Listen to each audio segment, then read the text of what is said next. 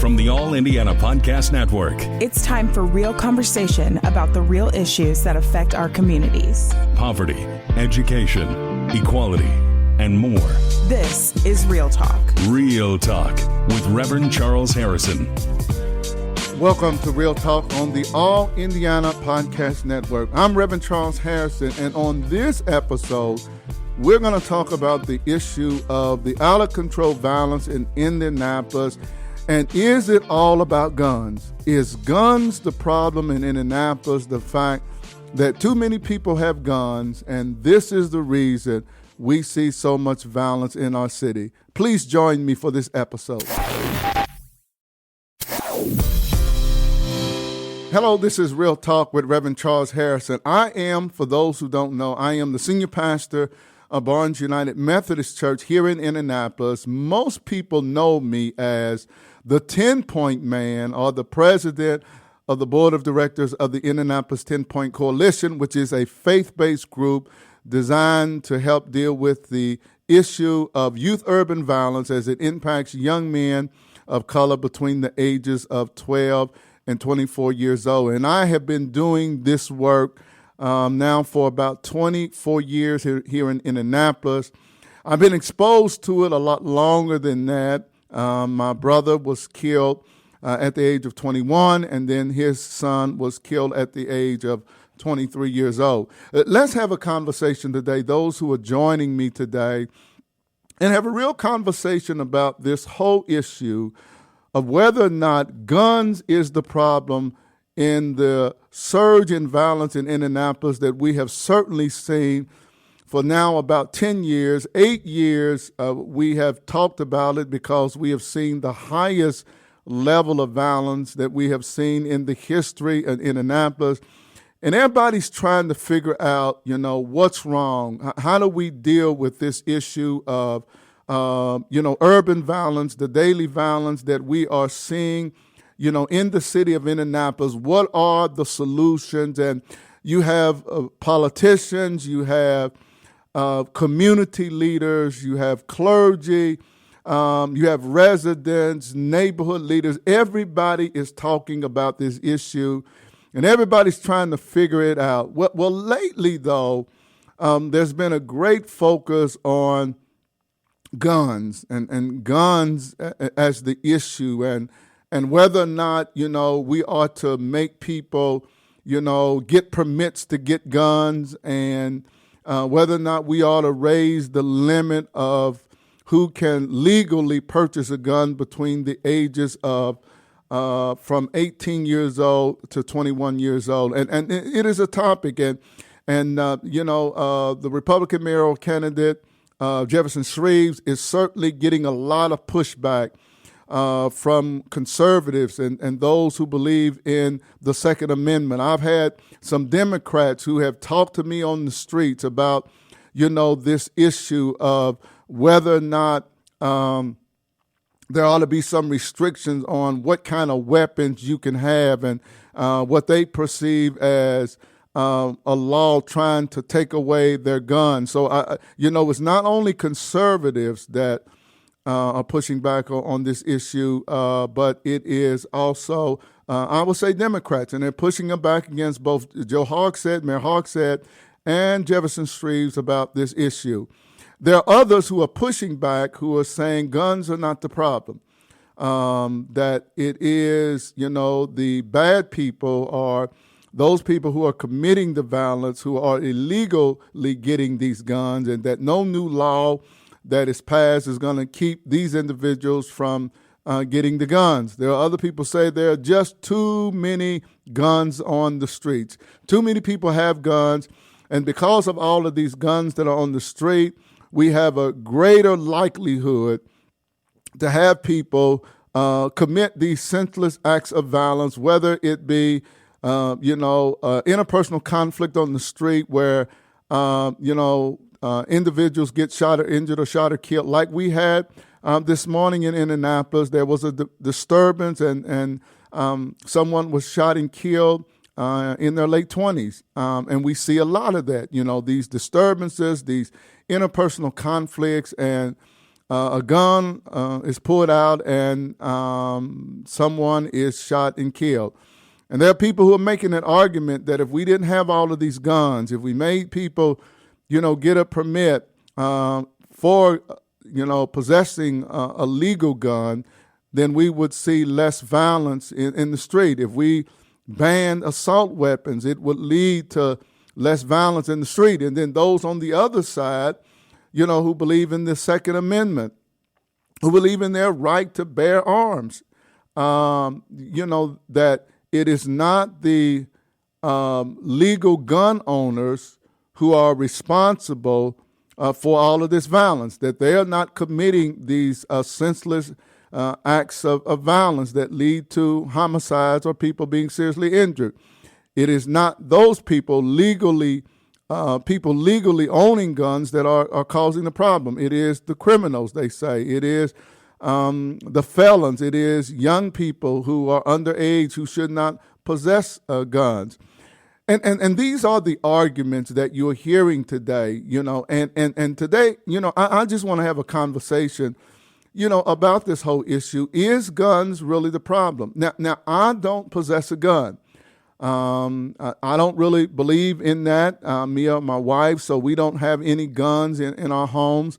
And it's our choice. We choose not to do that. We choose not to, own a gun. It is our choice. I have no ill feelings or opinions about those who choose to have guns. And I have a lot of friends. I have a lot of members of my congregation. I know a lot of people who legally possess guns. In the work that I do with 10 Point, I know a lot of people who should not have guns who have guns, whether they're, 17 or under, or they are an ex-offender, someone who has a felony who by law should not have a gun. I know a lot of people who have guns. And the question is guns the problem? Is guns the problem? Now, there is a third argument out there, and it comes from people like me who are clergy, who believe in this whole issue of sin and who believe that the root of all evil comes from the human heart. And is the problem more the human heart that is leading people to have a disregard for the sanctity of human life that leads them down the path where they're willing to take someone else's life? Is that the problem? Or is it a combination of a lot of different things? Can we really pinpoint it? And is guns solely the problem in Indianapolis? Well, one can make the argument, and I've been around the city for a long time. I've been in this city now for 30 years. I've been doing the work of 10 Point for about 24 years now. And I've seen a lot in my time. I've seen good days and I've seen bad days in this city. I've seen good years and bad years in this city. I've seen where this city had 4 consecutive years of under 100 murders for a city that almost now has 1 million people in it. I've seen the work that is being done on the street. And I'm not for sure that you can pinpoint this problem on one particular thing. For those who may be joining right now on this podcast, I'm Reverend Charles Harrison, and this is Real Talk. And what we're talking about today is guns the problem? Do we have just too many guns on the street of Indianapolis in the hands of residents in this city? And that is the reason why we're seeing this out of control violence. That if we restricted the number of guns on the streets and in the hands of individuals, would that lead to lesser shootings and murders and homicides? There are others who would make the argument that no, that's not the problem. The problem is the judicial system is broke is that we are not enforcing the laws that are already on the books concerning gun crimes or illegal gun crimes. And because people who are committing these crimes are not being held accountable, then that is the reason why we're seeing this out of control violence. That the judicial system, the courts are failing us. And because the courts are failing us, we see this out of control violence. Well, I probably see both sides of the argument. I hear people. I'm always talking to people about their position on this issue. But I would like to raise even a third possibility that we have to explore, and certainly it is one that I believe. Do I believe that there are people in our society today, in the city of Indianapolis, that have guns that should not have guns? Yes, I do believe that. But I also believe that in creating new gun laws is not going to necessarily reduce the level of violence in the city, because those who are purchasing the guns illegally are getting the guns illegally from a variety of sources and ways that they are doing it, are not going to stop doing that because new laws are being passed. I think because of the underground economy and the black market, that those who are getting guns illegally are going to continue to be able to get them. I have not seen anywhere in the country where there has been a successful interdiction program that is interdicting guns at such a high level that it is dramatically reducing the number of guns on the street, which ultimately reduces the number of shootings, homicides, and murders.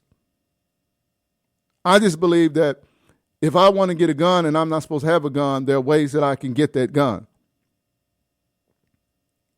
So I want to take the conversation even a step further, because I hear those of you who are saying, well, we just need to lock those people up, and there needs to be severe consequences for people who continually commit gun crime in this city, and we see it around the state and country. Well, I'm not going to disagree there either, because I do believe that there has to be some level of accountability, both at the adult court level and at the juvenile adolescent court level. I do believe that maybe the courts today are not designed to deal with the kind of crime that juveniles and even adolescents are committing today, and that because there doesn't seem to be any accountability, some believe that, even among some young people, there is no deterrent for them not to continue to go down the wrong path in life. But I am a pastor, and the work that I do with 10 Point, I am constantly in the streets seeing things that lead to violence. Just in the last 4 weeks, I think 3 times in the last 4 weeks, I have witnessed altercations between individuals that, if there was no intervention, would have led to someone being seriously injured or killed. I have seen people go from 0 to 100 in less than a minute or within a few minutes based on an argument or a confrontation that they have had.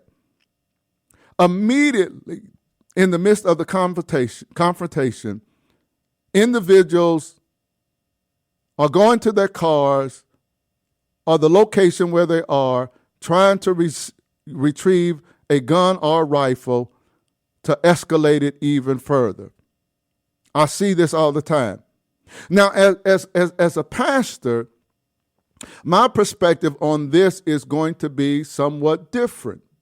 I know some will say, well, the individuals most likely to do that are probably individuals who have already been in the judicial system, who probably don't lawfully own that gun or rifle. I've seen both. I've seen individuals who lawfully own a gun, lawfully have a possession of a gun, and then I've seen individuals who unlawfully have a possession of a gun or a rifle. I've seen both sides. I've seen in both sides sometimes a conflict, or argument, a disagreement escalate to the point where there's going to be violence, and sometimes it is deadly violence. Now, as I am observing this as someone who is not just a resident and leader within the city of Indianapolis, but I am also a minister of the gospel, I see the anger just very quickly rising to the level where you can tell by the person's eyes, their demeanor, and their facial expression that they want to do serious harm to that other human being. You can see that. Now, certainly having a gun or a rifle provides them with the opportunity to harm their neighbor. That is undeniable. But I want to raise another, question and issue is that is it also an issue of the human heart? And are people escalating violence to the level of deadly violence because there is something going on within that person's heart?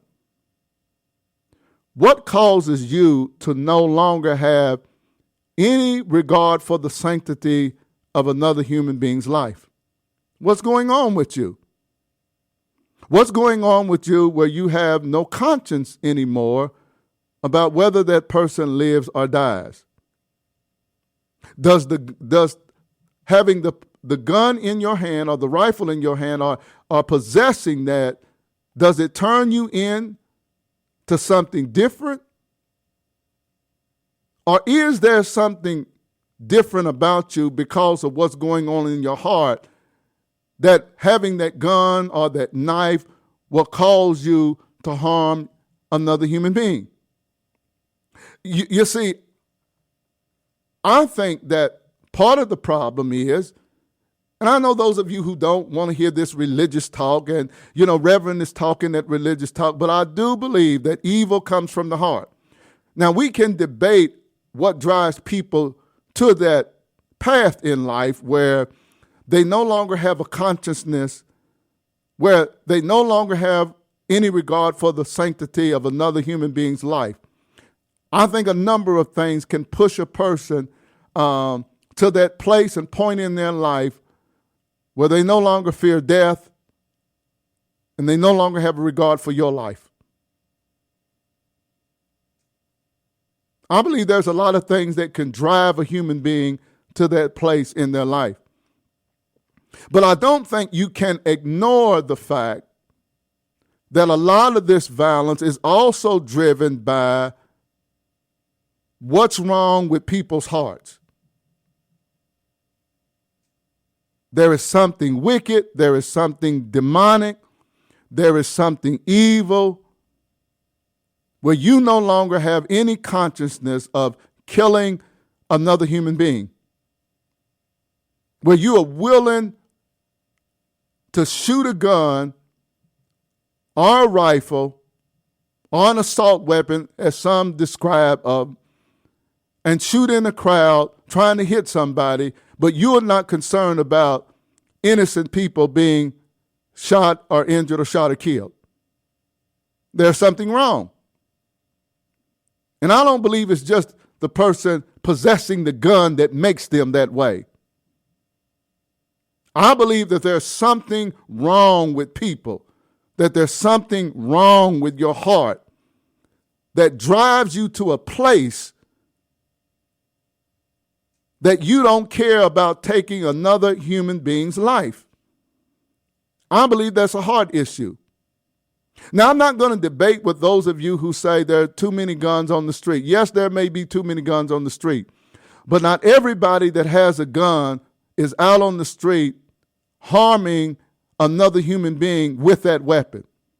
I would contend to you that the percentage of people in the larger society that are using their weapon to take the life of another human being is very small.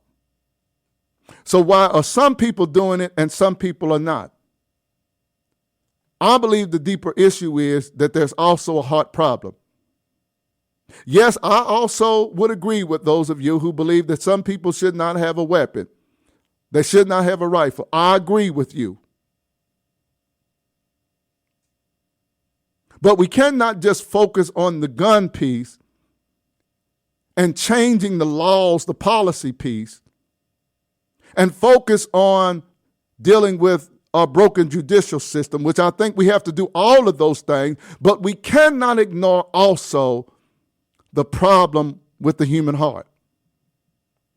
That there is a heart issue that we must deal with in America and in Indianapolis if we're going to change the trajectory of the out-of-control violence that we're seeing in urban cities across the country, and what we are seeing also in school shootings and in these mass shootings in public places. I believe that they are a result also of the wickedness of the heart. That the problem is greater than just us having a gun problem and an assault weapon problem. We also have a heart problem in America. And until we are willing to address that, and I'm one that believes in the power and the presence of God being in a person's life, can change the outcast of your life and can address the heart issues that some people are experiencing that leads them down a path that they are willing to commit violent acts. You cannot exclude the issue of the heart in trying to address the gun problem in Indianapolis and what you see in cities all across America. Because unless we fix the heart problem, we're not going to address the inclination that a person has to kill or harm another human being. And that is the real issue. The issue is this inclination that some people have without fear to kill another human being. It's an issue. You hear it in the rap music. You see it on TV. You see it in the videos. And this is captivating many of our young people today. And now they're trying to emulate something that I believe is demonic, that I believe is wicked, and I believe that is evil. But we're glorifying it and trying to make it right. And we're not dealing with the root of the problem of that, which is in the human heart. I don't believe we can address the gun problem without also addressing the heart problem. And if you address the heart problem, you're going to have less people picking that gun up, trying to harm another human being. Now, if your goal is to reduce the number of guns that are on the streets of America, I have no problem with that. But what I do have issue is that you are trying to blame the problem on the gun. The problem is the heart. That's why you're seeing an escalation in the number of stabbings in this city. Because if the heart's not right, then a human being is going to find a way to harm another human being if the heart is messed up. And I would contend to those of you who are listening to me today on Real Talk is that we got a heart problem that we have to address. I know there's a lot of guns out there, and guns are in the hands of individuals who are illegally possessing them. Yes, we got to deal with that. Yes, we also have to deal with the broken judicial system, what's going on in the prosecutor's office and what's going on in our courts, both adult and juvenile. Yes, we have to deal with that. But there's another issue that we must deal with if we're going to drive down the level of violence in our society. And that issue is the heart. Now, I believe that you address it spiritually and religiously, but certainly those are not the only ways that you can address it. Certainly it can be addressed at home with parents and how they're raising their children, what they are teaching their children. Certainly we can address some of those issues in what we are teaching at school. And are we teaching young people how to deal with conflicts in healthier ways in our elementary schools and middle schools and high schools? But also, I believe the spiritual component is important. How do we help human beings develop kindness and goodness and self-control? Because it is the lack of self-control of the human heart, of the mind, that leads to so much of this senseless violence that we're seeing daily in the city of Indianapolis and daily in cities all across America. What I contend to you is that we just don't have a problem with guns. We have a problem with the human heart. And unless we deal with the human heart, then there are no policies that you can put in place that are going to stop people who have an inclination to do evil from doing evil. I hope you have enjoyed my conversation today on whether or not guns are the real problem, or do we have to focus on all the above? Let's focus on enforcing the gun laws that we have. If you feel like we need some new laws, then make that argument to those who are in power. But we must enforce the ones that are on the books. We must also address the lack of accountability that we're seeing in the courts and also from the prosecutor's office. But then most of all, we must address the heart issue. Because I contend that if you address the heart issue, regardless of the quality of life that a human being lives, because I grew up poor, I know what it feels like for there not to be food on the table. And my mother had to take us to my grandparents' home in order for us to eat. But if your heart is right and you have goodness in your heart rather than evil, then you will still make right decisions even when wrong is all around you. Thank you so much for joining me today on Real Talk. This has been Reverend Harrison on Real Talk. Join me next time as I bring more real talk about the real issues that affect our communities here in Indianapolis and across the country. Be sure to follow and subscribe to this podcast and share it on Facebook and Twitter. Thank you so much for joining me today, and I pray that you have a blessed and wonderful day. This is Real Talk with Reverend Charles Harrison. Be sure to like and subscribe to this podcast. And be sure to check out other great podcasts on the All Indiana Podcast Network. Online now at allindianapodcast.com.